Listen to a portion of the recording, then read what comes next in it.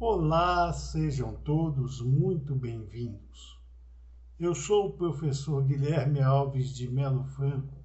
especialista em Direitos Material e Processual do Trabalho e Previdenciário pela Universidade Estácio de Sá do Rio de Janeiro. Formado em Direito pela Faculdade de Direito da Universidade Federal de Juiz de Fora, Minas Gerais. Estou a desenvolver no meu canal do YouTube, Guilherme Alves de Melo Franco, Estudar Direito, um curso gratuito sobre os direitos material e processual do trabalho, que tem por objetivo o estudo da consolidação das leis do trabalho, artigo por artigo, e como livro base, os meus comentários à reforma trabalhista, Lei 13.467, de 13 de julho de 2017, lançados pela editora Juruá de Curitiba, no Paraná, no ano de 2021. Esta é a nossa aula de número 189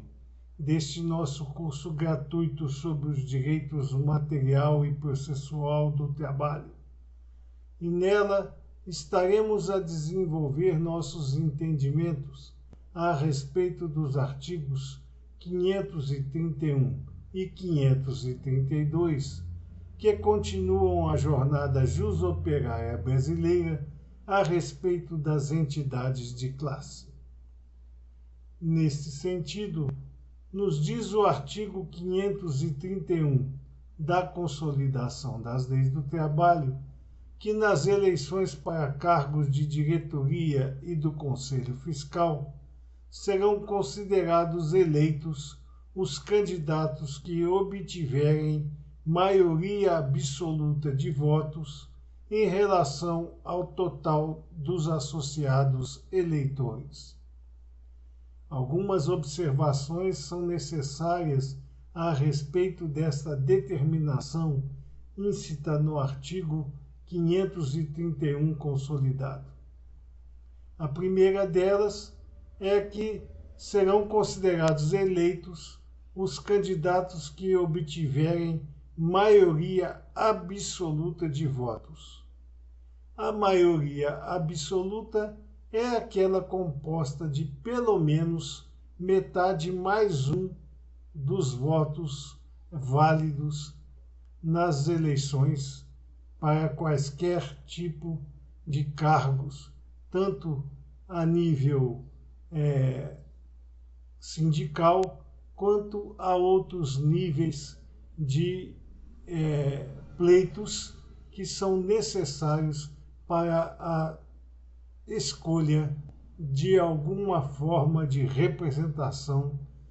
tanto da sociedade quanto das demais situações que o direito brasileiro se nos oferece obrigatório o escrutínio. Então, para que fosse considerado eleito o candidato, ele teria que obter a maioria absoluta, que é metade mais um, pelo menos, dos votos dos associados eleitores. Se fosse pedir-se a maioria simples, seria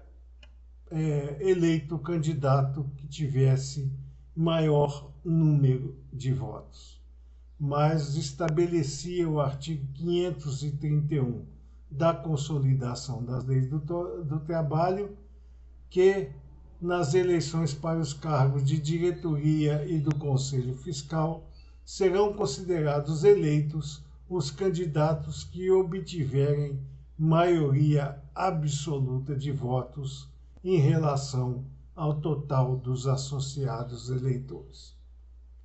A segunda informação importante que nós temos reforçado durante todas essas nossas aulas deste nosso curso gratuito sobre os direitos material e processual do trabalho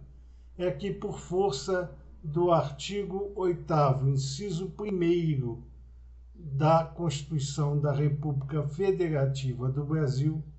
todas essas disposições que estamos a desvendar nesse nosso curso gratuito sobre os direitos material e processual do trabalho, que se encontram insertas no corpus seletista, perderam a sua validez no ambiente jusoperário brasileiro, estando, portanto, tacitamente revogadas. Mas, como já o dissemos em aulas anteriores, estamos a fazer esse estudo a respeito das determinações seletistas a respeito da vida sindical, mais pelo sentido didático e também pelo sentido histórico da situação. Portanto, atualmente, as eleições para os cargos de diretoria e do Conselho Fiscal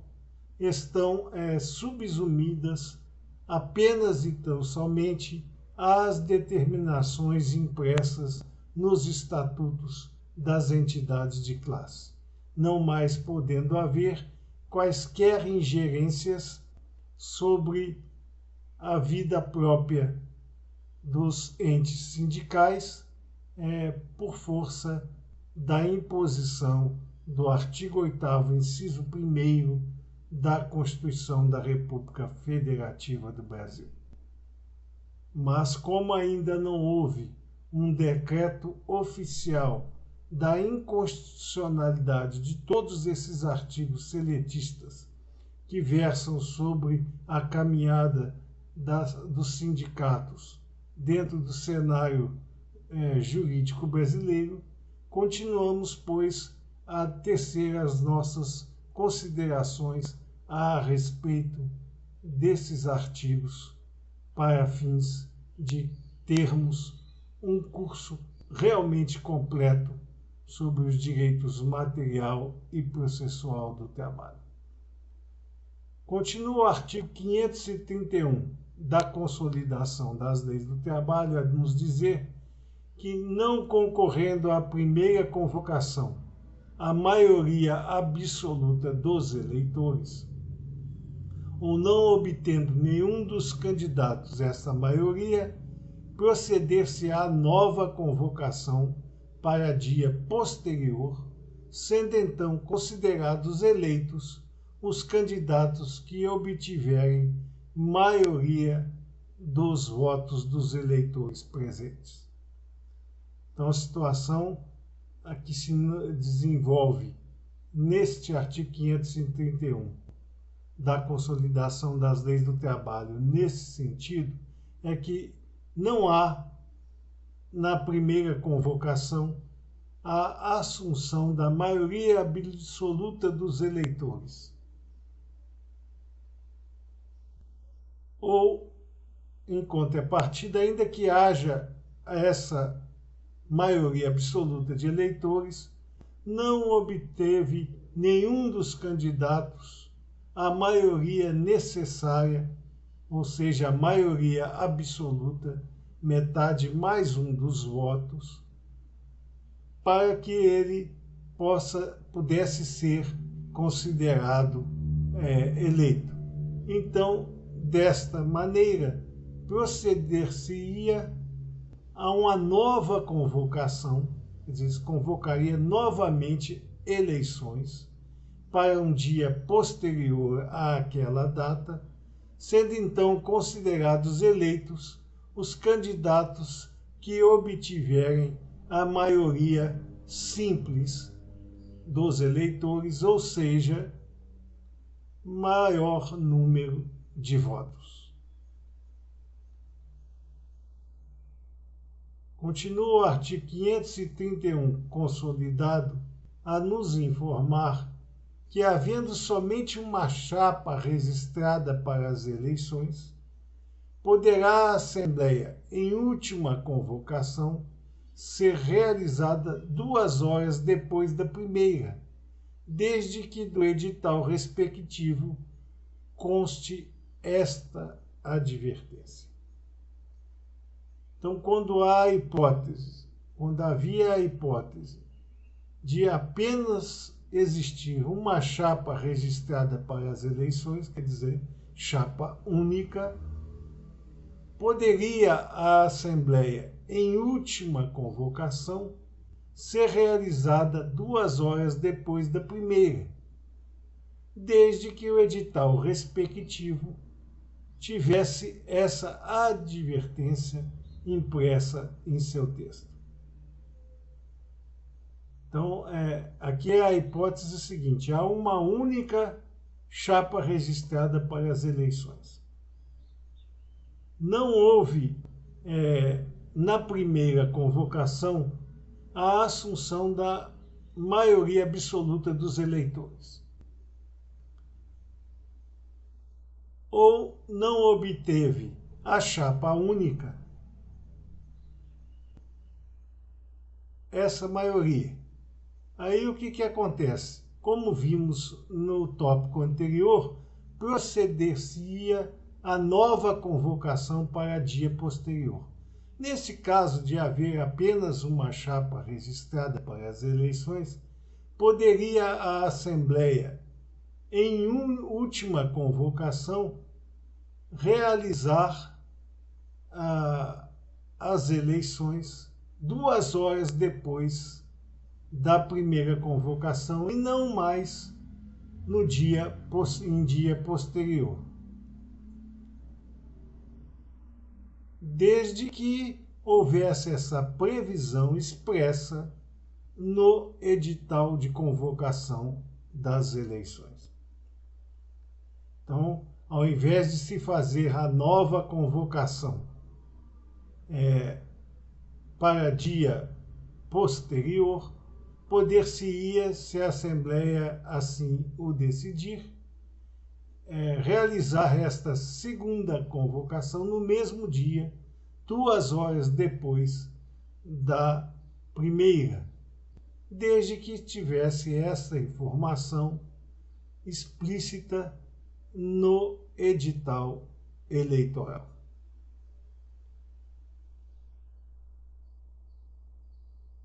Diz ainda o artigo 531, consolidado, que concorrendo mais de uma chapa, poderá o Ministério do Trabalho designar o presidente da seção eleitoral,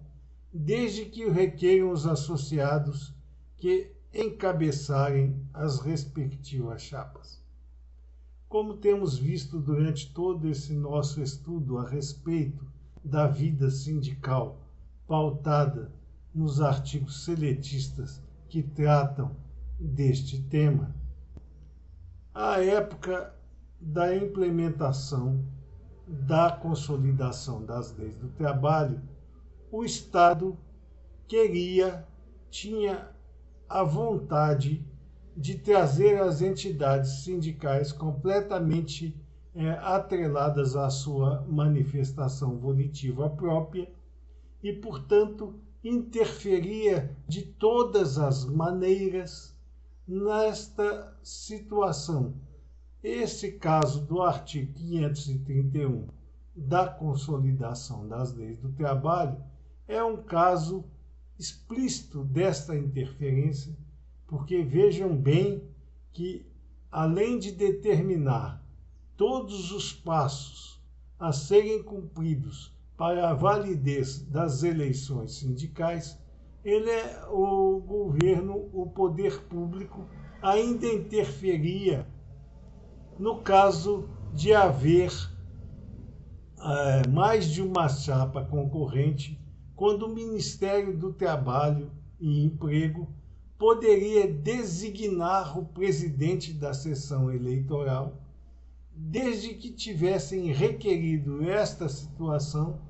os associados que encabeçarem as respectivas chapas. Portanto, os candidatos à presidência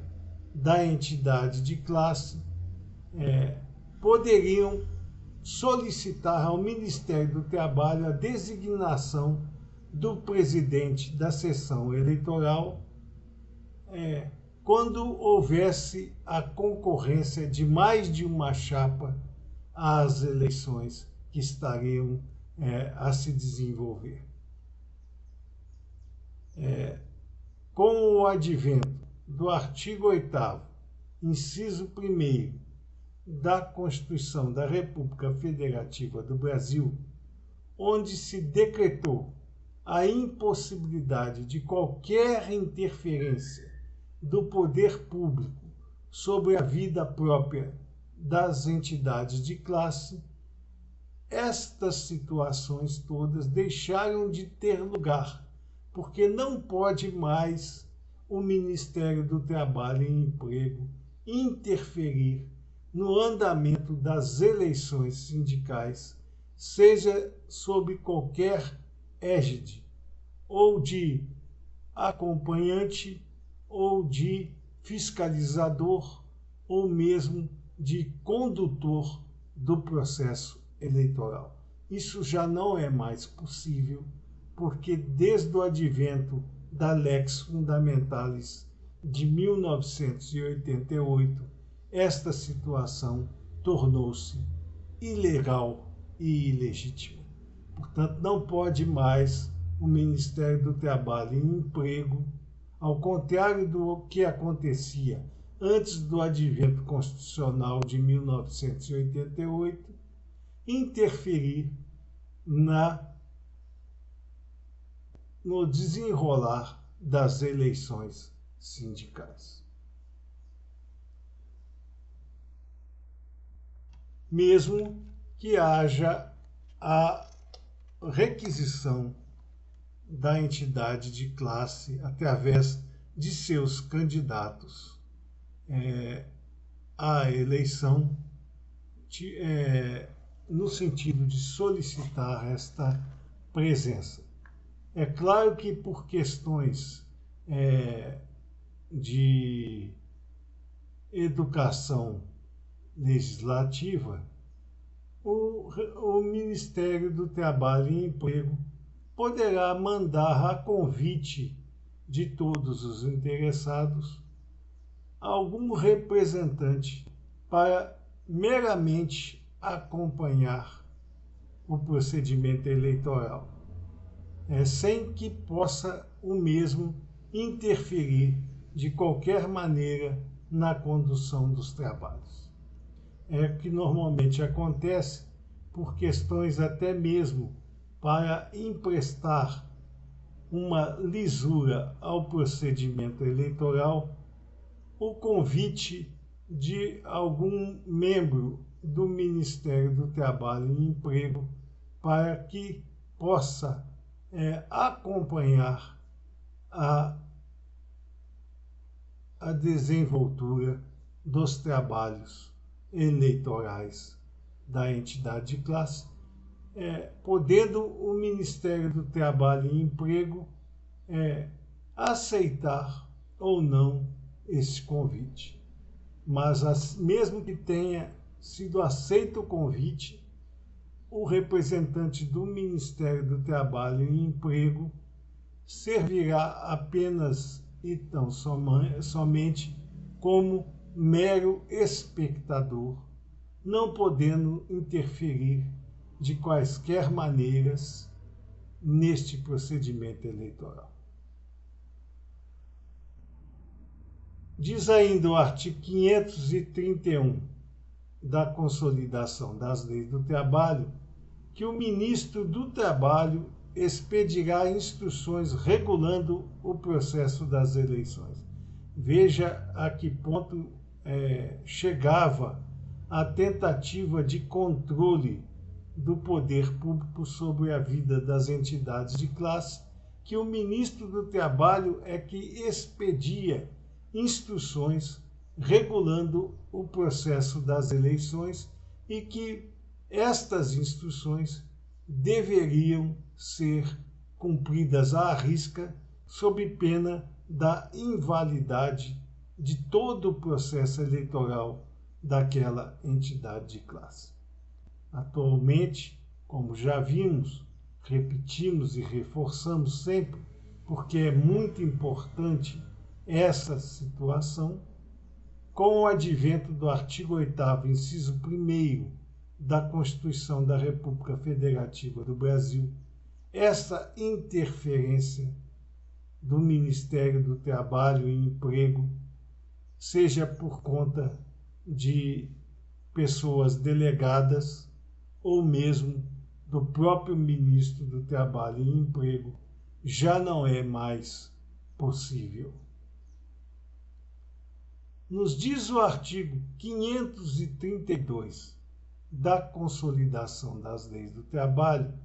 que as eleições para a renovação da diretoria e do Conselho Fiscal deverão ser procedidas no prazo máximo de 60 dias e no mínimo de 30 dias antes do término do mandato dos dirigentes em exercício.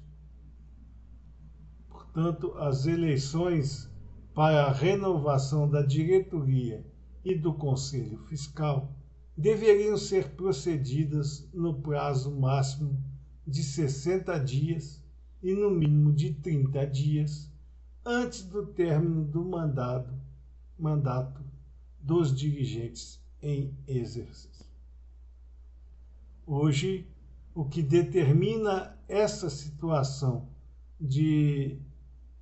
eleições para a renovação da diretoria e do Conselho Fiscal é o Estatuto da entidade, não mais podendo haver a obrigação de se ter como base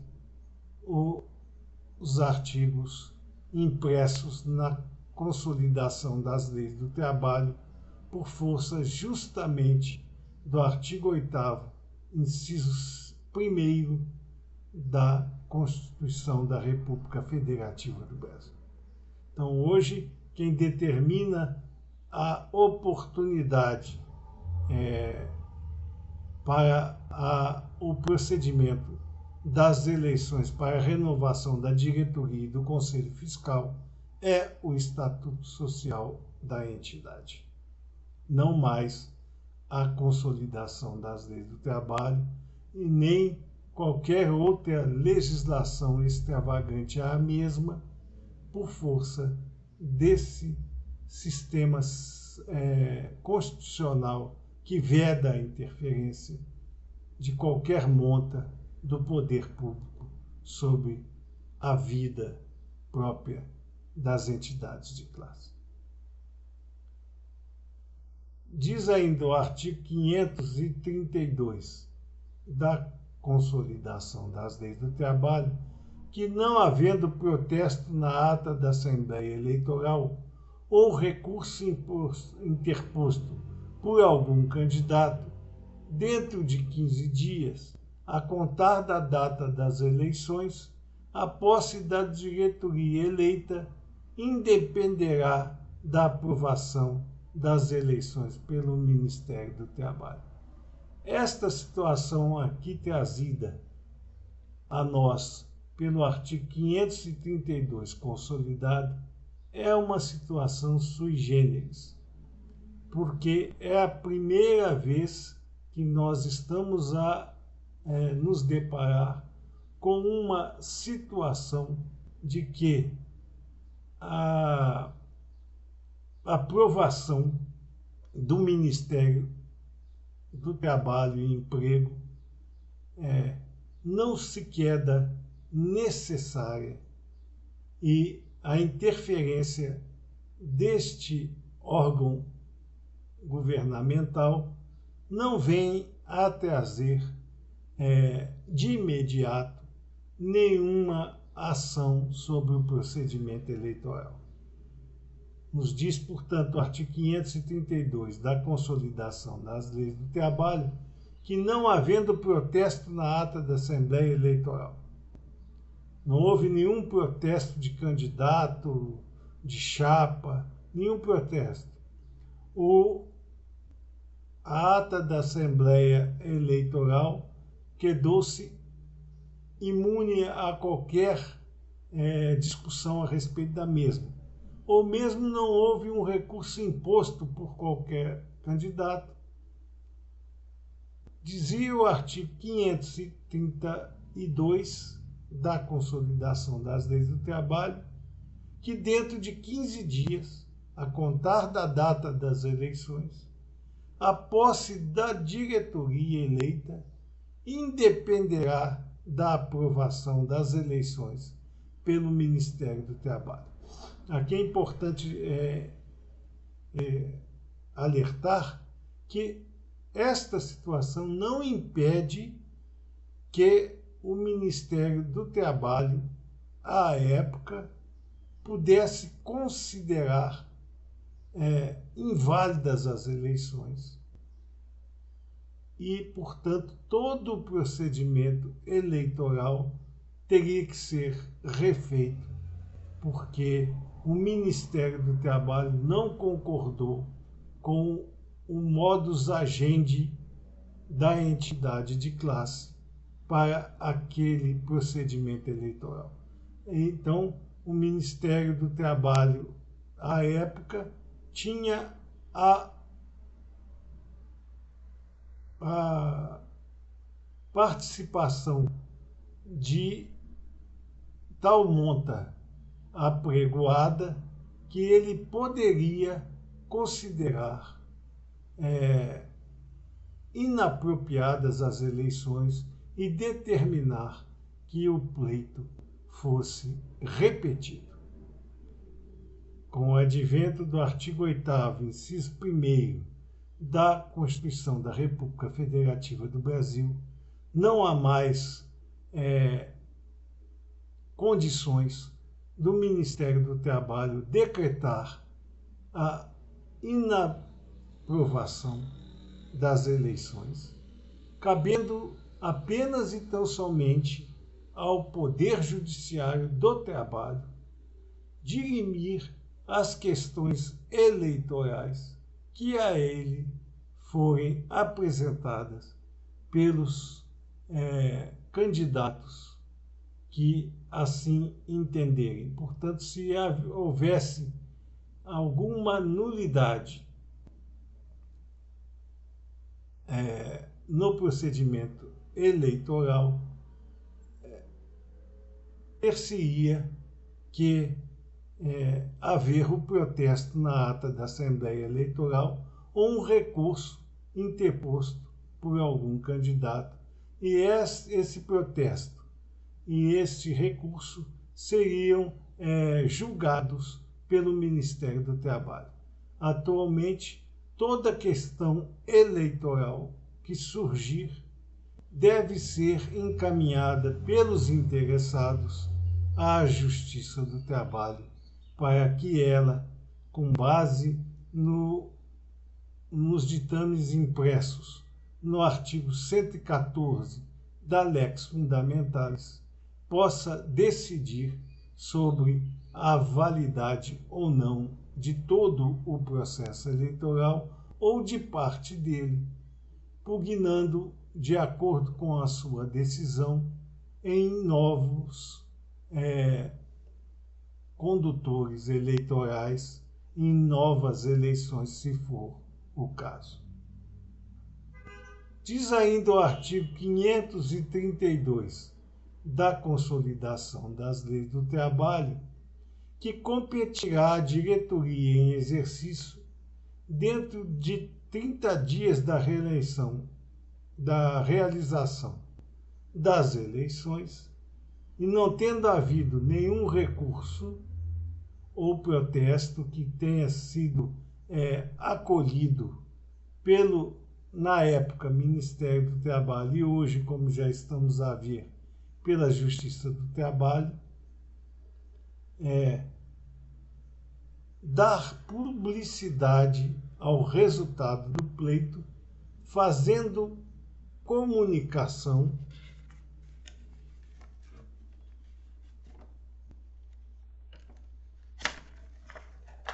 ao órgão local do Ministério do Trabalho da relação dos eleitos com os dados pessoais de cada um e a designação da função que vai exercer. Veja que até mesmo após o resultado das eleições, o Ministério do Trabalho tinha que ser comunicado do resultado pela diretoria em exercício, transmitindo a este órgão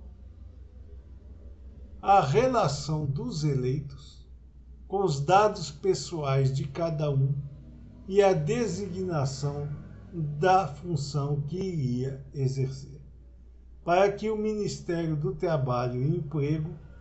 pudesse ter o controle geral, até mesmo dos eleitos, com o arquivamento de seus dados pessoais e a designação das funções que cada um iria exercer. Não há mais essa possibilidade, por força justamente, repetimos, ainda que de forma exaustiva, do artigo 8º, inciso 1º da Constituição da República Federativa do Brasil, que impede quaisquer interferências na vida sindical pelo poder público. Continua ainda o artigo 532 da Consolidação das Leis do Trabalho, dizendo-nos que, havendo protesto na ata eleitoral ou recurso interposto no prazo de 15 dias da realização das eleições, competirá à diretoria em exercício encaminhar devidamente instruído o processo eleitoral ao órgão local do Ministério do Trabalho, que o encaminhará ao ministro de Estado. Veja bem, houve um protesto na ata eleitoral ou um recurso interposto contra o resultado das eleições, implementado no prazo de 15 dias da realização das mesmas, a diretoria em exercício, já que ainda não havia a posse da nova diretoria eleita, teria a obrigação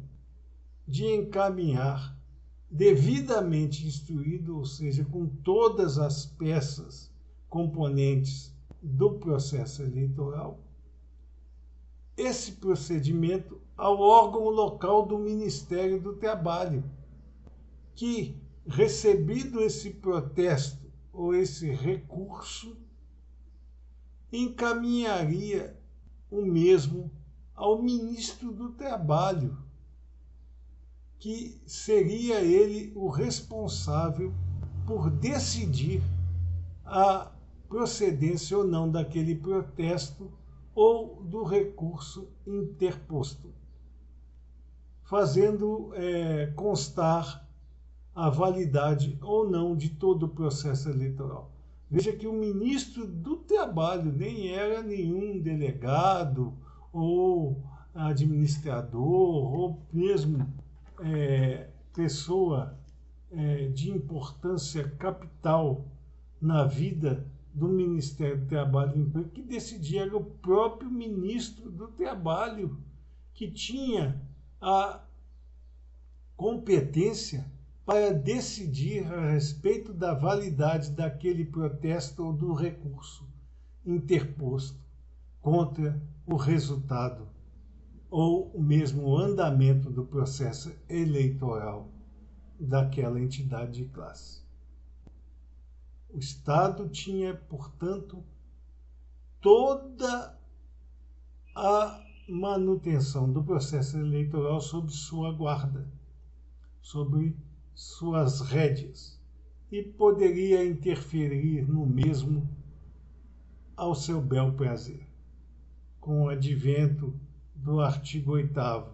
inciso 1º da Constituição da República Federativa do Brasil de 1988,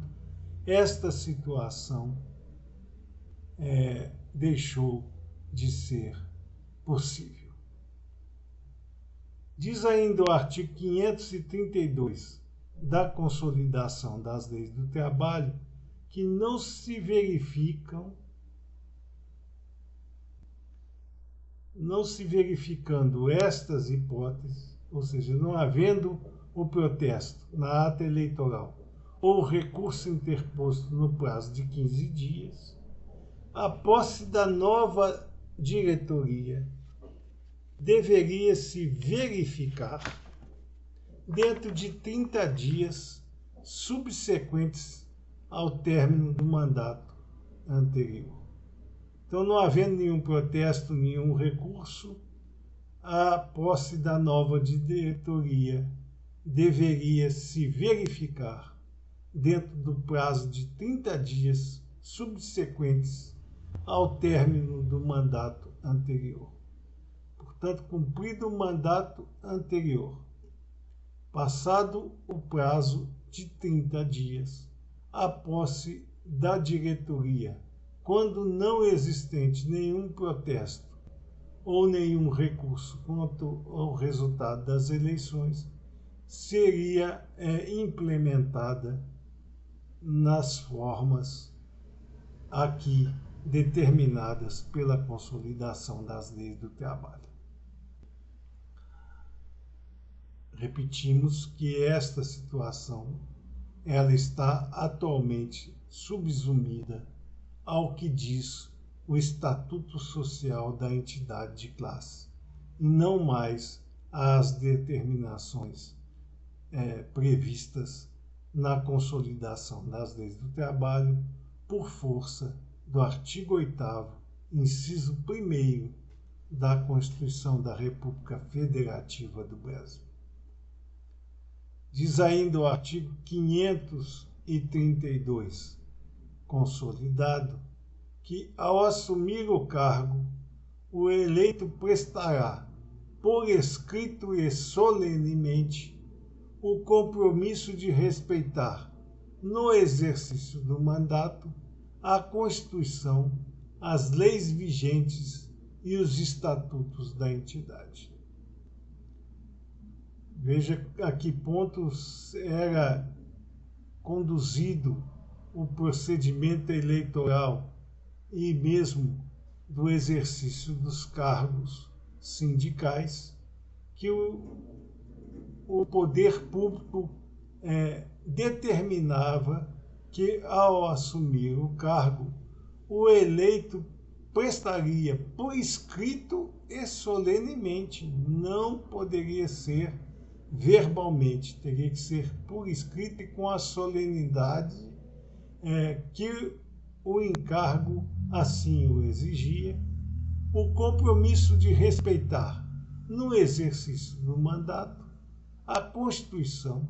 as leis vigentes e os estatutos da entidade. Era, portanto, uma situação em que a posse de cargo administrativo da entidade de classe era de tal forma considerada como importante ao ponto de se determinar que, ao assumir o cargo, o eleito prestasse por escrito e solenemente o compromisso de respeitar a Constituição, as leis vigentes e os estatutos da entidade. Com isso, tinha todo o arcabouço formado, o poder público, para fiscalizar de forma contundente a atuação daquela diretoria sindical, sob a desculpa de verificar se havia o cumprimento da Constituição,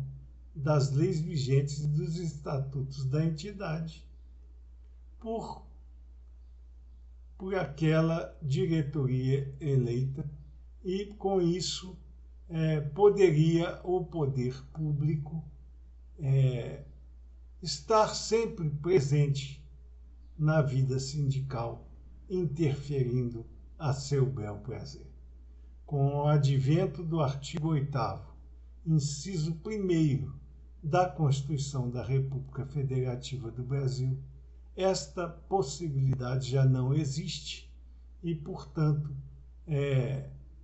os compromissos que os candidatos se apresentassem, prestarem eleitos, devem seguir as determinações únicas e exclusivas dos estatutos da entidade sindical para a qual foram eleitos como diretores. Estas eram as considerações que gostaríamos de fazer a vocês nessa nossa aula de número 189 deste nosso curso gratuito sobre os direitos material e processual do trabalho. E aproveitamos essa oportunidade para agradecer a presença de todos vocês nessas nossas aulas e concitar ainda uma vez mais que aqueles que ainda não o fizeram, que se inscrevam no nosso canal e deixem seus likes nas nossas aulas, porque é através dessas duas atividades simples que vocês estarão a nos oferecer a oportunidade de manter íntegro este nosso curso gratuito sobre os direitos material e processual do trabalho e podermos distribuir o conhecimento aqui arregimentado ao maior número de pessoas possível. Muito obrigado a todos.